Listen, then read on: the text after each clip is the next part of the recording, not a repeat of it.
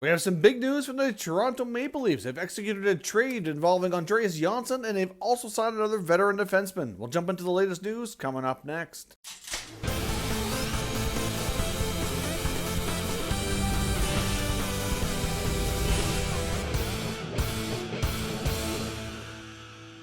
Welcome back to another video here at Top Shelf Hockey. Now, as I mentioned, we have some breaking news regarding the Toronto Maple Leafs. They've completed a couple of transactions here. First up, we'll talk about the trade that they just completed here recently with the New Jersey Devils. Now, they've traded forward Andreas Johnsson to the Devils in exchange for Joey Anderson. Now, Joey Anderson is a player who's likely with the Leafs going to end up playing in the minors, so essentially there will be nothing on the NHL roster that's going to impact their salary cap coming back. Of course, as we know, Johnsson has 3 years left on his contract at $3.4 million. So that was basically a salary cap dump to open up more space after signing TJ Brody. That put them over the cap limit. So that obviously puts them back under after moving out the contract here for Andreas Johnsson. Of course, as we know, we've been talking a long time that they were going to have some cap casualties, and that Johnsson and Kerfoot were the most likely players to be moved out after we saw the Kapanen trade with the Penguins earlier into the offseason. So obviously that's a pretty good move for New Jersey. Obviously they were a young up-and-coming team. They get some great young forwards there with Jack Hughes, Nico Hischier,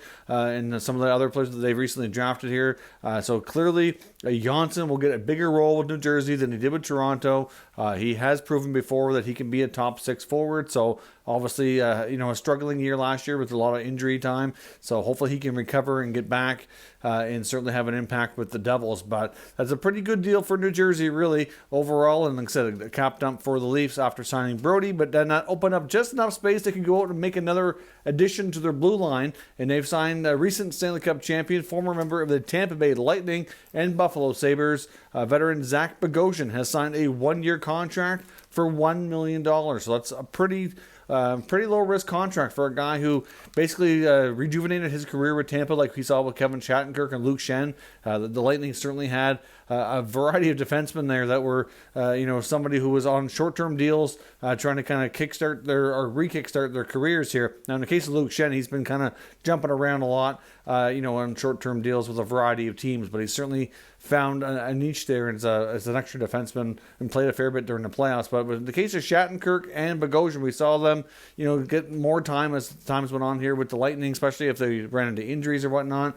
And they both played well, and then they've gotten new contracts here with other organizations. Obviously, the Lightning can't afford to keep them. They can barely, find the cap space to get their own RFAs sorted out, which there's certainly a whole other, issue here. They're trying to move Tyler Johnsson, so the Lightning are in tough, which means they can't bring guys like this back.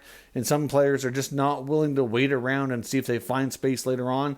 They got to get a contract while they can, because this game of musical chairs is going on when it comes to free agency, and there's only so many seats at the table, so you got to grab yours while you have the opportunity. So, of course, we know that the Leafs were not bringing back Tyson Barrie and Cody Ceci. So those players are moving on through free agency. We've seen Barrie go to the Oilers. Ceci hasn't signed as of yet, so we're not sure what his fate holds. But obviously, they bring in a couple of veteran guys like Brody and Bogosian, who certainly aren't going to be much of an offensive threat, but they're certainly going to help on the defensive side of things. Add a little bit of grit back there as well. So that's a whole different look for a Leafs blue line. We'll see. I mean, it's a low risk on Bogosian in case things don't work well. But, realistically, based on how he played in Tampa, if he can play third pair minutes or even be like a 6-7 guy in Toronto, then that's a pretty low risk move. So I like that contract. So let me know what your thoughts are on the trades. Of course, let me know what you think Johnsson will fit in with the Devils. Do you like the signing of Bogosian? What are your thoughts on the new look Leaf blue line here, as they've made some pretty good veteran decisions in the last little while? So we'll discuss further down in the comments. If you're new to the channel, consider subscribing and turning on your notifications so you don't miss any future content, and give this video a thumbs up if you enjoyed it. I'd appreciate it if you did. As always, thank you for watching, and I'll catch you next time.